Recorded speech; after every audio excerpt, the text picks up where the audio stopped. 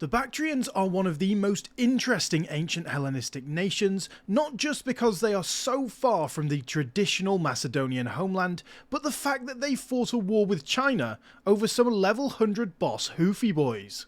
So in today's video, we're going to take Bactria east, aiming to form an Indo-Greek kingdom at the very edge of Alexander's conquests, going through cycles of small feasts and great famines, short peaceful relief, and long arduous wars. Can we survive in a land that reviles Greek rule? Well, stay tuned to find out. And we are back!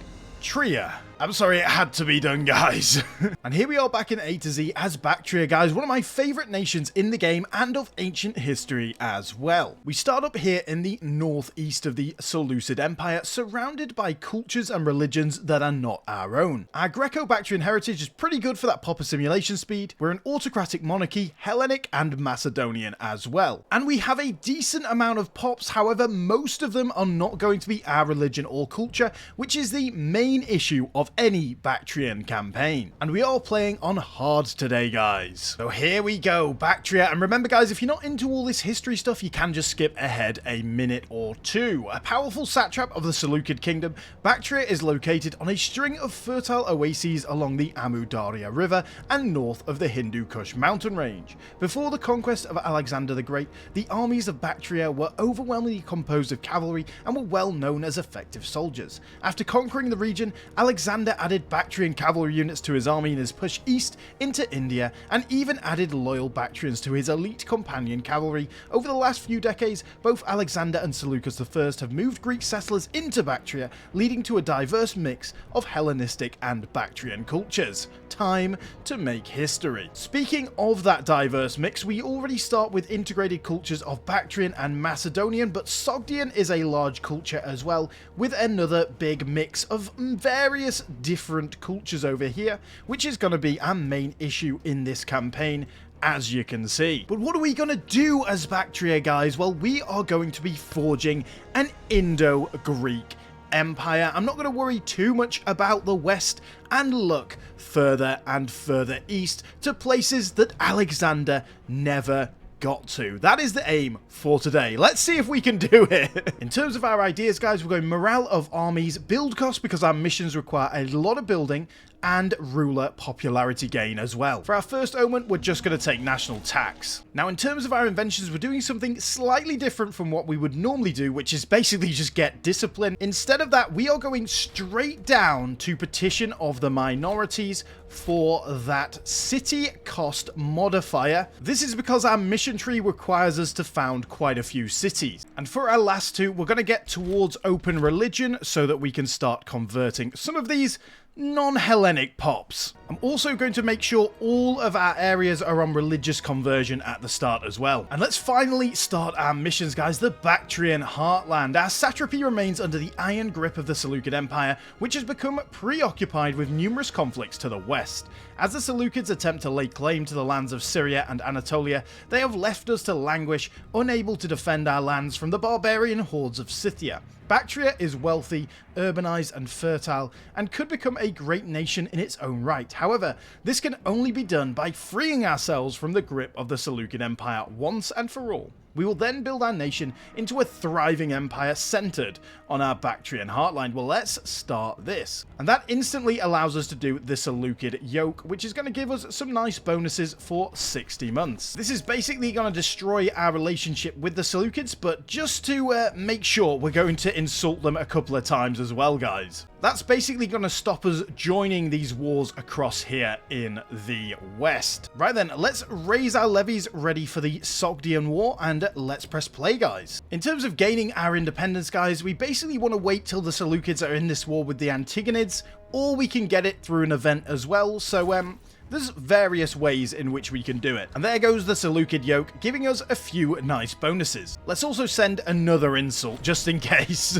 And there goes the war with Sogdia. It does bring in the Seleucids, but basically what we're going to do is just chill out down here for a little bit and see if the Seleucids will waste their manpower on this. Most of the time, the Seleucids will make Sogdia into another vassal, which we really don't want for our War of Independence. So ultimately, like, we want this land ourselves. In terms of our missions, guys, as you can see, they are pretty much all building missions, especially at the start, including building cities, which is why we took that tech. So I'm going to be doing that in the background. I'll let you know when some of these are done. Okay, the Antigonids are now at war with the Ptolemies as well, so I'm hoping they'll go to war with the Seleucids. And there we go. They did go to war with the Seleucids, so that is going to be very helpful for us. Hopefully we can see all of these troops going west now. And there we go. I've built a marketplace and tax office in Maracanda, allowing us to do this nice little mission. And then we can do the Sogdian rocks straight away too. And here we get an unfit overlord. Time to prepare our people for independence, giving us even less opinion with the Seleucids. And basically they just gave us money, even though we're not even in this war. Nice. The thing now, guys, is that we want to be able to strike the Seleucids pretty quickly now. Now they're going west. So I think we will actually get involved in this war ourselves and go and take it out, basically because we need to piece out of this to declare our war for independence to start with. But honestly, I am just going to chill with our main levies. I'm not going to waste any of their manpower at all if I can help it. Well, we've now built a forum and academy in Bactria, allowing us to give it some very nice bonuses. Look at that. And there goes the siege. So moment of truth, will they give us anything? Probably not, let's be honest. And no, they just puppeted these guys, unfortunately. Well then, let's get ready to fight the Seleucids. And it looks like the Antigonids are doing an okay job over here. Right, guys, it is time for independence. We're going to use this little 8k stack to deal with Sogdia because we do want that land, and this stack down here to defend the strait across here. One of the major issues that we will be dealing with, guys, is that this area is so slow to move in. We really could do with forced march right now, but we chose other techs that were more tactical, to be honest, so let's go for it. And we can actually get an alliance straight away and maybe call these guys in. We actually can call these guys in. That's pretty funny. Well, there we go. We're calling them in. Let's see if they can do any damage to Parthia. Normally, guys, the biggest armies come from Persis and Parthia because the Seleucids are too busy in the west, so they are the main armies we have to deal with normally anyway. And there we go, the first army of Parthia has come. We might abandon this siege depending on what happens. Honestly, I think we just abandon it and try and fight these guys because they can do a lot of damage if you leave them be. And we're getting told about Pella being under siege. I mean, we're quite a long way away from helping out with that one. Well, it looks like they're attacking us, so let's see how we do. And it looks like we are going to win rather easily, guys. Very nice. And straight into Persis, and we should win that easily as well. And we actually beat a very experienced commander, as you can see in that one. And we stack wipe the baby. I would say the main thing in this war, guys, is not getting too greedy with what you're going to take, because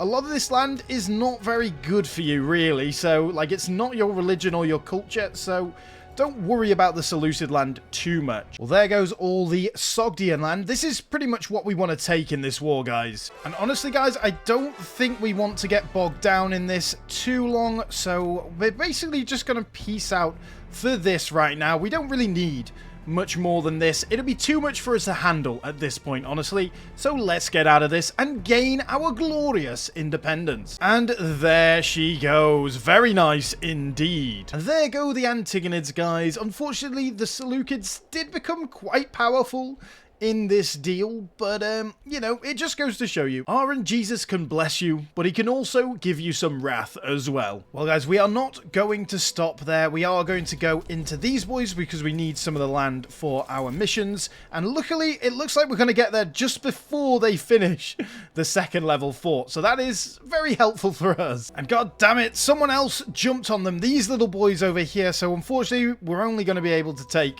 this piece of land, but I think that's all we need for our missions anyway, so that's fine. So basically now we're just going to hunker down, get as much money as possible, do our missions, make sure our nation is stable. I would say if you are playing Bactria yourselves, guys, and I have fallen into this trap many a time because Bactria is one of my favorite nations to play in this whole game, if you can't tell, is expanding too quickly, too early. Like, all of these guys around us right now are very weak, and we can just go in with our monstrous levy over here and smash them to pieces. But trust me, if you take them really, really early, guys, they are going to be so rebellious, and you're just going to be stuck in a cycle of fighting independence wars for 50 years probably, while you sort your stability out. So that's my top tip for Bactria, guys. You can become very powerful and rich without needing a huge amount of land as well. Huge amount of land early, should I say.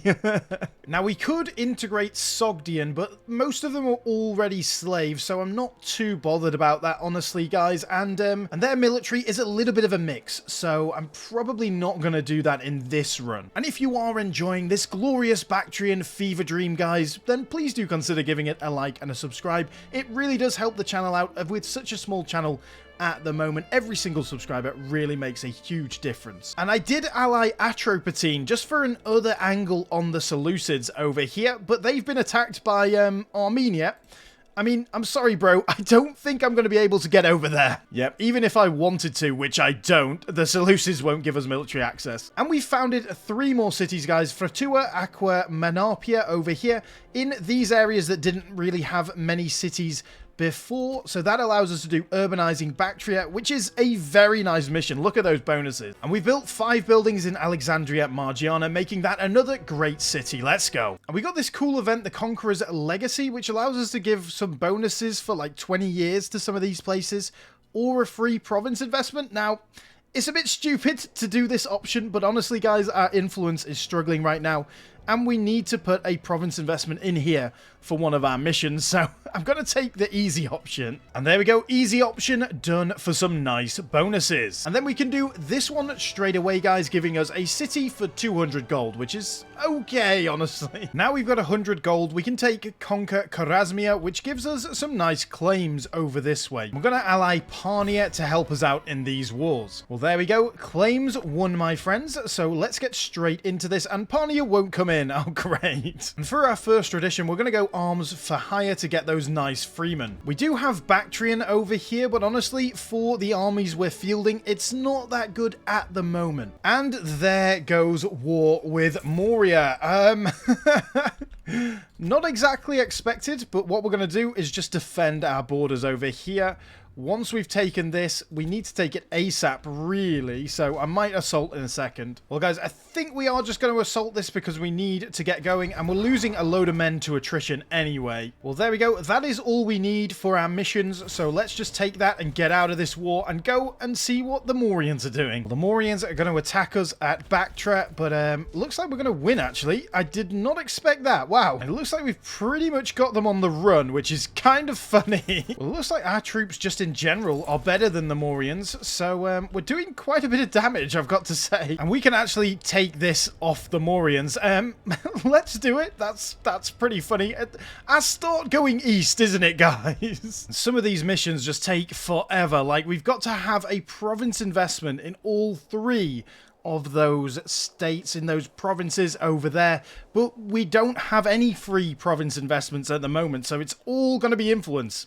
So that's like 200 influence at least that we need to get just to do this mission, plus building as well. And now the Seleucids have declared war on us. That's interesting. They want to take this area here, so basically we just need to defend that with everything we have. And now we can do the next mission after building some Court of Laws, giving us culture happiness for Bactrian 10%. Pretty nice. So Bactrian culture is now at 52%. Awesome. We've won the first battle. That's always a good sign. And another tech. Let's get open religion. And now let's get some mill techs, because we are very much lacking on that. There goes a siege over here. That's actually quite good for us. And I was wondering why we had so little war score, but yeah, it's because of this. And now the true troops are coming. Unfortunately, they're still on very high though. And there goes the first battle that we've actually lost, and we've lost this over here, which is of course our war goal. So that's never good. I think it's Merc time, my friends. Basically just moving our troops like a giant death stack over here. Just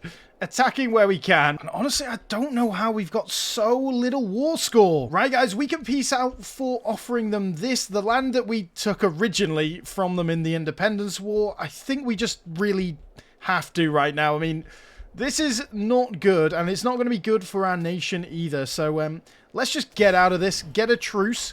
and then hopefully we can come back later. For our next traditions, guys, we are going towards siegecraft. And there goes our first ruler. Our second one doesn't have much finesse, which is really not going to help with our mission tree. Well, we've built a few buildings in Alexandria on the Oxus, giving it those great bonuses again. This next mission, though, is just crazy. Like, we've got to build so many fortresses.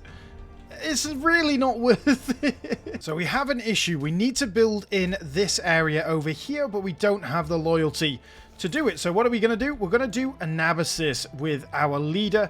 That should really help with loyalty. Also, pluses 5 in there as well. So we're going to go around a few places and do that. So the Dahai have just formed over here. I'm really hoping that they break that alliance with the Seleucids and attack them, because otherwise we are honestly pretty screwed, I'm not gonna lie, guys.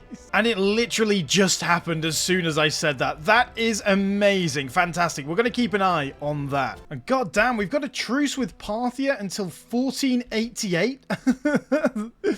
That is not expected. Well, I think we just go for the Seleucids then. Well, guys, while the Seleucids are in this war with Parthia and fighting this rebellion, I think we've just got to take our chance here. We're going to go for Tapuria and hopefully take that straight away, and then we can jump on these forts. This is quite a precarious situation, guys, because if Parthia becomes mega large, then we are really screwed. I'm hoping the Seleucids and Parthia are just going to batter each other to death, basically, but Parthia could become massive, the Seleucids could become even stronger. So yeah, we're a little bit stuck at the minute. Man, the amount of barbarians you get in this area is crazy as well. And there goes Moria again. Great, thanks Moria. There we go, guys. We're just going to take this. I think it's time to get out of the war. We're kind of blocked by Parthia and Traxiana over here anyway. So let's just take that. It's a little bit horrible, but oh well. I think we've done a good job of getting Hellenic spread over here, guys. Unfortunately, though, you know, there's not much Macedonian, is there? Well, here come the Maurians, my friends. There goes Siegecraft. Very nice. And after much finagling, we can do the wealth of Sogdiana as well, making these people a little bit happier, which is very needed right now. Ooh, that's a rather painful one for you, Seleucids, isn't it? Oh, this is a tight war again, guys. The problem is, like, we just have one big levy, so we really cannot do much against the Maurians when they have a load of levies. So we're basically just trying to pick them off one by one. This is such an annoying war because basically without this war we're a year away from attacking the Seleucids again. So thank you, game. Thank you, Maurians. Always fun to deal with you, my friends. And we're on 0. No, come on. Oh, there we go. Oh god, finally. There we go. There we go. When does our truce end with the Seleucids? February 488. So I think we're going straight into them, guys. And the Seleucids are that desperate they'd even offer us an alliance right now. I mean, the Seleucid revolt would actually as well. We'll have a think about that one. Let's get going, though. And basically, we're just picking apart the corpse at this point. So we just built a load of forts along the border over here. And I think I've read the mission wrong, guys. I don't think I needed to build all of those. So don't make the same mistake as me. I think we'll keep most of them, though. Like, we'll delete those 2. And then we'll have 1 at each point here, basically so that Moria can't keep walking into our land. Man, fighting over here is literally like fighting in slow motion. Like, everyone moves so slowly out here in the desert. I mean, it makes sense, doesn't it? Well, guys, this is what we're going to take. It's pretty disgusting, as you can see. But I basically wanted to take this piece of land because it has a load. Well, when I say a load, it has some Macedonian pops, which is good. And we've now got force march. Very nice. Well, guys, I think we're going to have some independence wars very soon, so we need to get into Parthia. We basically just need this province for our missions, I believe. So if we can take that, that would be amazing. Built 4 buildings over here, giving us this nice bonus once again. And Parthia's already at low, so let's take what we can out of them because we've just got a big independence war. So let's go and deal with that straight away. It's safe to say the Seleucids aren't looking too good. And now we need more cities over here. Another 3 more. Oh my god. And there goes the next independent war. There goes the Parthian one. There we go. That gets rid of some of the independence wars. And let's do a few oopsies with some of these people that are imprisoned. And there goes another one. Only a tiny one though this time. And I think for our next traditions, we'll go down the Bactrian ones over here because we get population capacity, citizen output, innovations, and found city cost modifier at the bottom. All very useful for us. And there we go. Those guys are dead. There goes the next one. This one, guys. That's them done. Let us please have some peace for a little bit now. Finally, we can do another mission, guys. The City of Cyrus built 5 buildings here to give it that nice bonus once again. And there we go. We can do Alexandria the furthest as well, which gives us claims and some nice bonuses again. Awesome. Now we can get a free city in Sogdiana too, and another war of independence. Always fun. And there's a big one. There we go. Dealt with the Parthians. Now we can do the breadbasket of Bactria, guys, giving us some free province investments, which we need for our later missions anyway, and some nice bonuses for those provinces. Awesome. There we go. These guys dealt with, which allows us to build cities over there again now. So I kind of messed up this mission over here. As you can see, it says 6 cities in Comaria and Chorasmia, but it does highlight Oxiana Ultima as well. So I built a couple of cities over there. My bad. It has to be these guys over this way. So I'm going to build 2 more and then we should be good. Ooh, and this is a big one, guys. Parthia just declared war on us. Very interesting indeed. Let's see what we can do. We just got this. So I think we go down towards sapping. That should make things a little bit easier. I don't have high hopes for this war, though. I'm not going to lie. But at least while we're waiting to get smashed by Parthia, we can now do civilizing the barbarians. Very nice. And the capital of Chorasmia too. I think we get some more mercs. They've just taken the war goal. Never good. So let's carry on and see if we can beat them. I mean, we should have better troops than them. Look at this. This is quite close, but we should have better troops. It's just hard to deal with the amount of troops that they're going to produce. I mean, things aren't going horribly at the minute. They're going okay. It's just whether we can actually take anything from this war or not. Huge battle over here, guys. We are smashing them, so that is one good thing. There we go.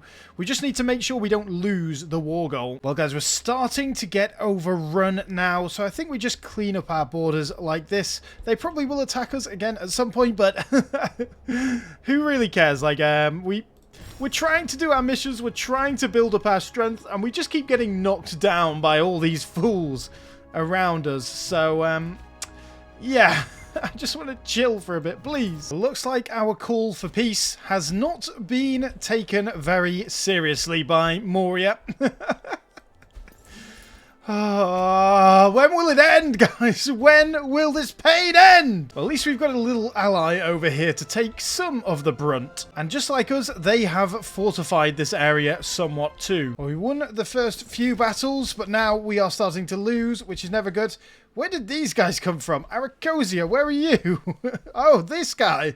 Wow. Well, back to some mercenaries. And now Moria has the Maurian collapse. We could have done with that a little bit earlier. Well, at least now we can do the Oxian Oasis over here, giving us some nice bonuses for this area. And they are getting around this way, which is very annoying, but oh well.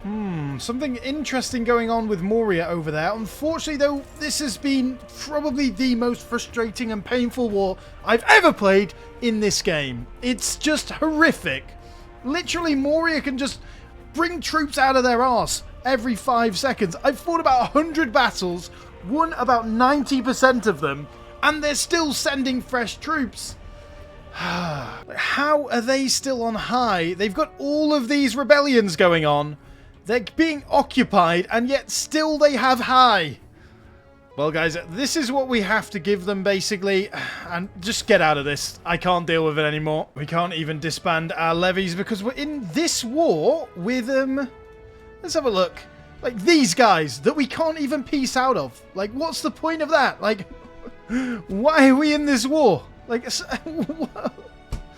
oh, man. I didn't want to do it, guys, but I think we just literally have to. Like, we just cannot sustain this amount of being destroyed all the time by everyone. So Sogdian is going to become an integrated culture. Well, at least that is one pleasant sight for us. And for the first time in a long time, things are looking up-ish. And we can get this Bactrian tradition over here, which is pretty nice overall. Now we've got a new ruler with 0 martial. No. Please, no. There we go. Now we've got Sogdians in our army too. And we are very much the lonely Greek bastion in the east now. I mean, look at this. Now we can get liturgies. That is very helpful for our income because it has really dropped off a cliff. And someone declared war on us. Who? These guys. Really, guys? Really? Okay, fine. There we go. A pretty easy war all told. And now what I think we'll do with these guys is we're going to make them into a tributary vassal, I believe. There we go. And finally, we can do another mission. We've had a few setbacks, but we are still on course to be the Greek bastion in the east. We just need to take a little bit of this land, and then we can do the Indo-Greek kingdom over here. So basically, we need to own this, which is pretty cool. I think that's what we want to do here. Let's first do this mission, though, and then we can do the rise of the Eucratides over here, which is basically going to give us a new king, potentially. And he's pretty good, so I think we'll go for him. Well, there we go. We can get a new leader, and he is very good, and he's very young, so we are absolutely going to take him. Fantastic. The House of Eucratidid, the ascension of Eucratides to the throne of Bactria, begins a new chapter in the history of the kingdom and sees the rise to power of a new Bactrian family. With the coronation is one of the grandest ceremonies in living memory. It is with some trepidation that the leaders of the old Bactrian lineages now have come to accept that a relatively obscure family has surpassed them in influence. They know full well that they are all now at risk of losing the power that their ancestors have built up over the centuries. It'll be some time yet before the royal house of Eucratidid will enjoy the trust of the Sophitidid and the Hectid and the Dionid families, let alone their loyalty. Well, there goes another independence war, guys, and another one down here. Well, we've moved a few pops around, so now we can do a new capital for Bactria over here, which is going to give us some pretty amazing bonuses if we choose this as the new capital. So we obviously are Alexandria or Chu over this way. And now it's called Eucratidia. Nice. Let's also do military reforms, which gives levy size multiplier 5% for 240 months. Very nice. I'm not too sure about that name. Now we can do Greek immigration as well, which hopefully should bring us some more Greeks, but there's no guarantee. Well, there we go. I don't know how many we got, but I'll have a look. And I don't think we got any, really. Well, now we can do the Wealth of Bactria, giving us some very nice bonuses to the end of the game. And then we can also do Expedition to Serica, which gives us claims over here. So now we've got quite a few decent claims, and I basically want to start getting into these guys before they become too powerful. And there we go. The exhaustive mission tree is done. Let's finish that off, guys. And now we pretty much don't really have any missions that I'm too interested in because we don't want to go west, and both Sarkia and Parthia are west. So I think we'll just go for stabilize and grow Sogdiana. Well, there we go. This revolt dealt with, and there goes this one as well. Now I think we are stable enough that we can finally start looking outside now. Well then, guys, let's get back into Moria. They have a few allies. Which ones are their allies? Just these? Oh, these small guys. They're still relatively big. We do need to be slightly scared of them, but overall, I think we're going to be okay. Things are finally looking up, guys. It has been a while. Well, guys, we can actually take all of this in the peace deal, so let's go for that. And we're basically going to try and take as much land as possible in this war, so let's have a go, guys. We're really not seeing anyone fighting us in this war, so that's quite nice for once. It does look like we are going to have a rebellion, so I am going to get some mercs ready for that. And there it pops, so off we pop. And remember guys, if you have enjoyed the ups and downs of this campaign, shall we say, then please do like and subscribe. It really does help the channel out. This war is progressing absolutely beautifully. There we go, guys. Very nice indeed. I've just got to make sure that we take the right places, basically. And there we go. We can take all of this land, which is exactly what we need. Fantastic. And there is actually some Hellenic pops over here, which is kind of surprising, but it's pretty good for us. Tech-wise now, guys, we are trying to get to gradual economic integration so we can get our grand theatres over here, because I believe we need to colonize this land if we are to form the kingdom. And there we go. There goes that revolt as well, guys. Nice. And finally, we are starting to make some good money. Now we can get into these boys and take the land that we need to form the kingdom. Ooh, and it said these boys were going to come in, but they didn't. So that's actually really good for us. And I don't think we stick around in this war too long. I just want to take this piece of land that we need. And they would accept it straight away. Fantastic. I've just done a massive chain of Macedonian pops all the way across here, guys, to colonize these two areas. It's cost us a little bit of money, I've got to say, but I think it was worth it. So let's take the decision. And here we go. An Indo-Greek kingdom. Awesome. A tier 3 formable. Some nice bonuses as well. Let's enact that. And there we go. An Indo-Greek kingdom. We have conquered the fertile plains of Gandhara and taken control of the upper Indus River Valley. This region remains mostly unsettled and could be the seat of power for our empire for years to come. Out of this conquest, a new nation has arisen. An Indo-Greek kingdom which forms the easternmost frontier of the Hellenic world. Fantastic. Look at that. I mean, it would be nice if it said like Indo-Greeks rather than just India, but I guess it makes sense thematically as well. And I've got to say, that is a very lovely colour. And we now even have Greco-Indian as a culture in our lands, guys, as well, which is pretty cool. Let's take a quick look at the rest of the map. Rome is doing quite well. Carthage is doing well in Hispania. But overall, you know, the successors of Alexander haven't done amazing, most notably the Seleucids.